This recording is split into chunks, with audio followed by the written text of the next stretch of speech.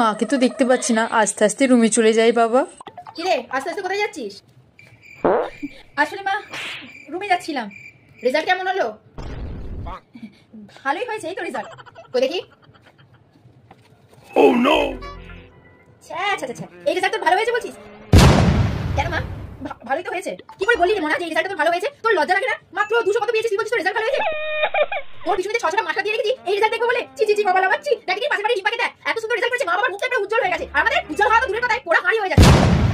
দাঁড়া তোর অনেক হয়েছে, আর পড়াশোনা করে কিছু লাভ নেই। আমি একটা রিক্সাওয়ালা দেখছি, তার সাথে দেখাশোনা করে তোকে আমি বিয়ে দিয়ে দেবো। তোকে আর পড়াশোনা করতে হবে না, আজকে তো বাবাকে আমি বলছি দেখাশোনা করতে বিয়ে দিয়ে দেবো। না বাবা আমার বিয়ে দিও না, ঠিক আছে? এরপর দিন থেকে আমি ভালো করে পড়বো, তুমি বিশেষ করে আমি তোমাকে কথা দিচ্ছি উচ্চ মাধ্যমিকে আমি ভালো দারুণ রেজাল্ট করবো, যাতে তোমার বাবার মুখটা এরকম উজ্জ্বল হয়ে যায়। প্লিজ মা আমাকে বিয়ে দিও না মা।